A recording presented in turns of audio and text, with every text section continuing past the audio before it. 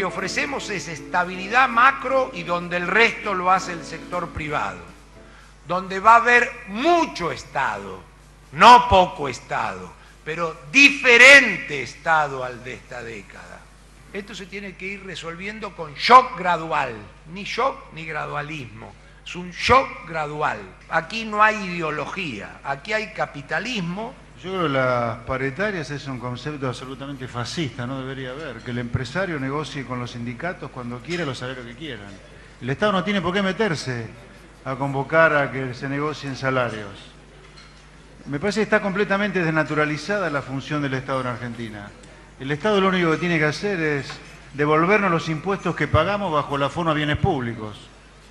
Seguridad básica, seguridad, educación básica, salud básica y alguna otra cosa más, pero nada más. No tiene doble discurso Macri en este tema. La autoridad o el líder político dijo, el cepo se elimina y la inflación se derrumba. Yo creo que el principal problema del próximo gobierno es el miedo al Frente para Victoria. El miedo de hacer algo políticamente incorrecto. Esto es agónico. Lo que tenga que hacer tiene que ser políticamente incorrecto. ¿Cómo se vende? No lo sé. Bueno. Una sobredosis. Es una sobredosis, y eso que está compilada. Pero bueno, veíamos ahí a Melconian, a Broda y a Spert, ¿no? Pero son tres perfiles, si querés, un poquito diferentes. Melconian nació de la cuna de Broda, del estudio de Broda. Después se separó. ¿Del grupo Sofía también? No. Del grupo de del la grupo consultoría de Broda. Era claro. uno de sus economistas que lo tenía, que trabajaba para él. Después se separaron y obviamente que ahí entra un poco la competencia de lo que sería el maestro con el alumno. Bueno, pero eso es parte de la interna de entre ellos dos. Claro. Por ahí ahora ya están resueltas, ¿no? Porque estaban ahí juntos. Digamos, Broda es un orgánico del establishment. Digamos, tiene otra dimensión. El tercero, es totalmente irrelevante. Digamos, sí, Spert es como un tirabombas. No, es un outsider, no tiene ninguna importancia. La verdad que es totalmente irrelevante, nadie lo toma en serio. Pero ahí el más orgánico en cuanto a definición en una estructura política partidaria es Melconian porque es un economista, del PRO de Mauricio Macri, ¿no? Ahora, vos hacés hincapié mucho en el libro, obviamente desde una visión contraria a la que manifiestan esta línea económica que ha estado durante tantos años en la Argentina en el poder. Digamos, la sumatoria de fracasos en relación al bienestar general y de éxito para el poder económico local e internacional y fundamentalmente para el sector financiero.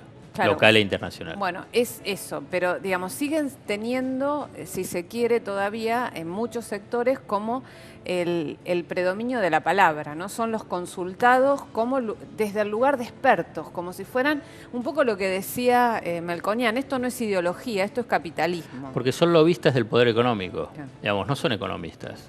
Digamos, ellos se ponen que son economistas profesionales, digamos, que son los que saben, los que entienden. Son lobistas del poder económico. El poder económico les paga por sus informes semanales y mensuales, les paga para este tipo de charlas, les paga para reuniones, consultorías para sus propias empresas con exposiciones presenciales. O sea que son parte de... Entonces, así funcionan. Por eso yo los denomino, lobista del poder económico, porque de una forma muchísimo más gráfica. Ya no son economistas, ¿viste? En general se habla de los gurúes, economistas de la City, economistas del establishment. En realidad son hombres de negocios dedicados a la comercialización de información económica.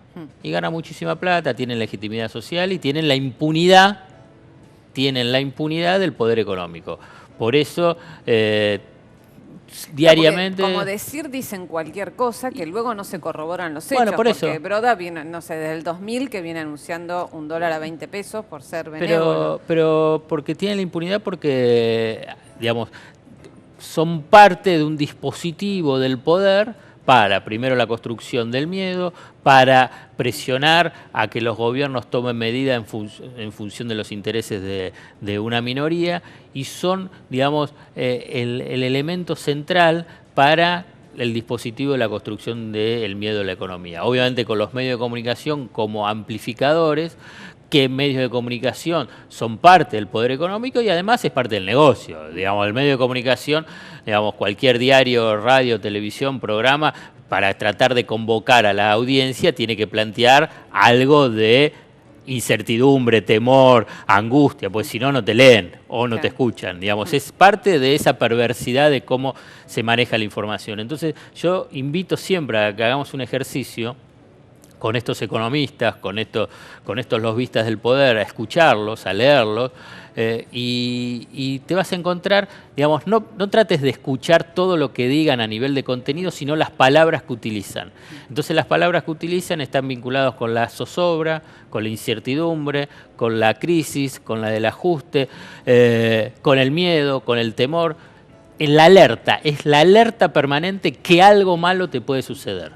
Que algo malo te puede suceder sobre tu empleo, sobre tu cobertura social, sobre tu patrimonio, o sea, sobre tus ahorros. Siempre algo malo te puede suceder. Y entonces, obviamente, eso genera una situación de mucho condicionamiento a los comportamientos de los agentes sociales, agentes económicos, tanto al consumidor, que puede ser el trabajador, el jubilado, como el pequeño productor, comerciante, industrial, que tiene que tomar decisiones de inversión. Entonces, ¿para qué? Entonces uno dice, bueno, pero ¿para qué? Digamos, ¿por qué haces este desarrollo? ¿Pero por qué lo hacen? ¿Por qué hacen esa construcción del miedo? ¿Es qué? ¿Porque son simplemente perversos? ¿Porque simplemente son malos? ¿Porque simplemente así les sirve para vender más su producto, su consultoría? No. Porque yo creo que ahí hay una búsqueda para que los sectores vulnerables, clases medias bajas, trabajador, jubilado, los pequeños productores que yo antes te mencioné, terminen defendiendo intereses que no son propios. Sí. Vos fíjate que es raro, porque si vos agarrás a todo ese sector que yo digo, entonces lo interpelás y le decís, vos estás defendiendo, defendé tus propios intereses, y entonces obviamente te van a decir, yo defiendo mis intereses. ¿Cómo le vas a decir a alguien que va? Pero cuando toman para sí el discurso de los sectores del poder económico que ellos difunden, construyendo ese sentido en la economía, estás en última instancia defendiendo intereses que no son propios. Digamos, bueno, cuando agarrás y, disculpame, agarrás y decís, y no, la verdad que tiene que ajustarse las tarifas. Sí, eso te iba a decir, los subsidios a las tarifas como el gran tema, claro, desequilibrador de la economía. Como si fuese ese el gran tema, ¿no? Entonces vas a agarrar y decís, ¿pero quién dice esto?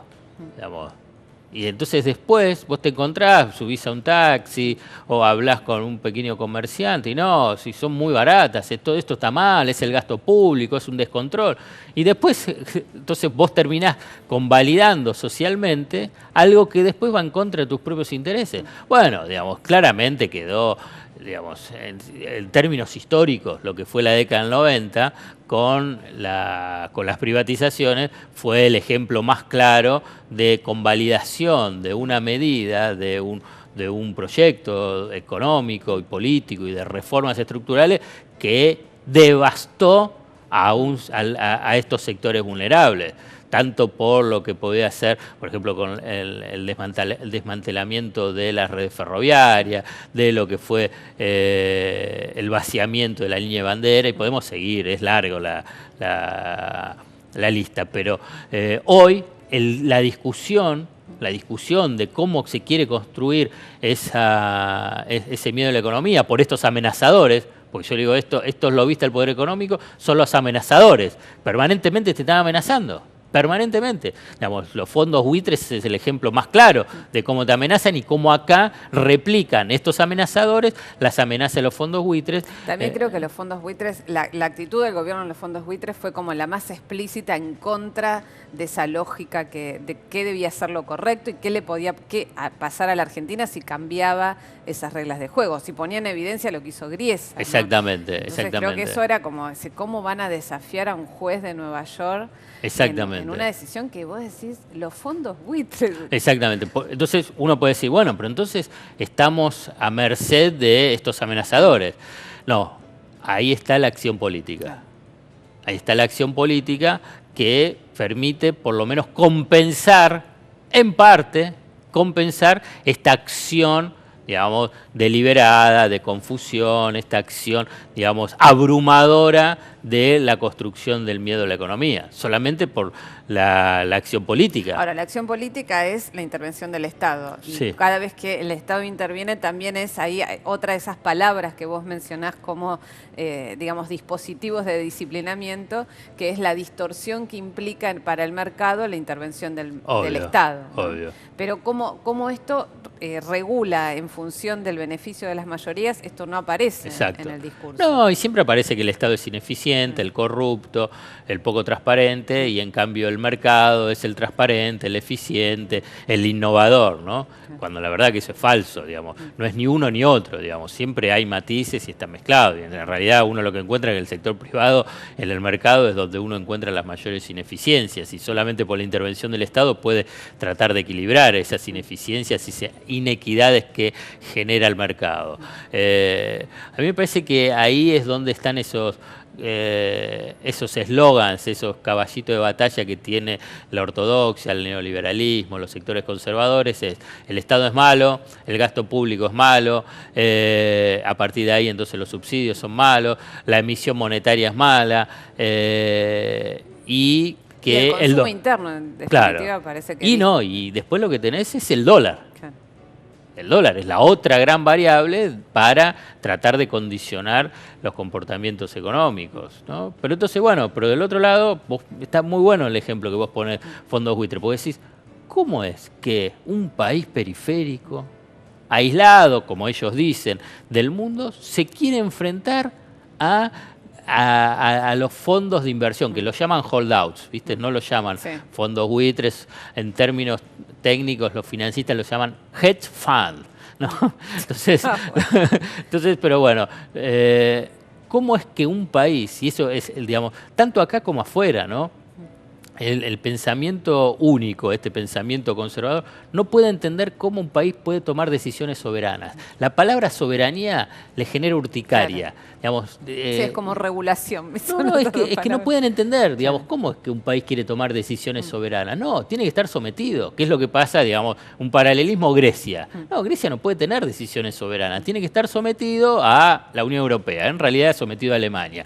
Argentina, ¿cómo es que quiere tomar decisiones soberanas en varios aspectos, pero específicamente respecto al sistema financiero y sistema financiero global, que hoy es el que domina la actual fase del capitalismo global? Digamos, las finanzas son los que van dictando las políticas económicas de las potencias. Entonces, ¿cómo un país periférico quiere y aspira a tomar medidas financieras y ejercer soberanía sobre su política económica? No lo pueden soportar, además no lo pueden entender. No lo pueden entender. Yo creo que realmente es como que en el software no están programados para evaluar esa otra alternativa. Por eso hablan, ¿no?, en una forma tan despectiva sobre el gobierno argentino y sobre gobiernos latinoamericanos, porque quieren ejercer los estrechos márgenes que brinda la actual globalización para tomar medidas soberanas. Uno hoy, hay que decirlo, estás en un mercado, un mundo globalizado, interdependiente, de bloques económicos, con muchos matices, con muchas dificultades, de muchísimas tensiones. Entonces, ¿cómo vas a tomar decisiones soberanas? No, te tenés que subordinar al poderoso y no tener ninguna aspiración de tener márgenes de autonomía. Entonces, esto es, en última instancia, lo que refleja el conflicto de los fondos buitres. Yo pregunto, ¿vos pensás que Paul Singer tiene un capital de 70.000 millones de dólares, digamos, y negocios por donde quieras en el mundo? Digamos, ¿le puede importar para sus finanzas algo que invirtió 400 millones de dólares y después le van a dar 1.600 millones de dólares? Porque va a ganar 1.200 millones de dólares. Se le va la vida, piensa que ahí, digamos, va a estar toda su fortuna. Obviamente que hay otros intereses políticos, geopolíticos, económicos, donde está Estados Unidos detrás, o mejor dicho, los sectores más recalcitrantes del poder político y económico de Estados Unidos, en relación a este conflicto de los fondos buitres. No, es muy interesante esto para redondear este segundo bloque, cuando vos planteás que los bonistas encabezados por Soros hacen la presentación cuestionando a la decisión de Griesa en Gran Bretaña, cuestionan la actitud del Banco de Nueva York, no cuestionan al gobierno argentino que depositó los fondos. Así es. No van contra el gobierno argentino, y no, son bonistas, tampoco es que Soros es, digamos, el premio Nobel de la Paz. No, obvio, y son, digamos, tienen... Son todos buitres. Exactamente. Más o menos de una especie un poco son todos piratas del menor, sistema financiero, claro, para decirlo de para una forma decirlo más figurada, figurada, digamos. Vos lo que tenés, digamos, para cerrar un aspecto, digamos, cómo en Argentina se presenta esa situación con los amenazadores, estos lobistas del poder económico, incluso con los medios. Lo que hay que decir que Argentina, a nivel internacional, tiene un apoyo abrumador en este conflicto con los fondos buitres. Pero es abrumador, digamos, por donde lo mires, de organismos internacionales, de organismos financieros internacionales, de incluso estos financistas que vos estabas mencionando, de los países, en las Naciones Unidas. Es abrumador la posición favorable a la Argentina. Solamente como aquí hay algunos que son más papistas que el Papa, pero acá el Papa es el Singer y no el Papa Francisco, entonces encontrás y hay una confusión deliberada, pero la Argentina tiene un apoyo fabuloso, e incluso, digamos, lo que aparece como si fuese un éxito de los fondos buitres, la verdad que la Argentina se ha defendido bien y ha tenido éxito, porque en última instancia los fondos buitres no han cobrado y quieren seguir avanzando y no encuentran cómo, y entonces amenazan y siguen amenazando y la verdad que su impacto cada vez es menor. Digamos, una cosa fue julio-agosto del 2014 y lo que es hoy. Pues fíjate, ya hasta Griesa ya pasó a ser una figura que es bastante patética dentro de lo que es el análisis. Antes parecía, uy, es el juez Griesa. Perdón, Mr. Griesa. Claro, ya ahora no. Bueno, vamos al próximo corte y luego al último bloque de Notas Verdaderas con Alfredo Zayat.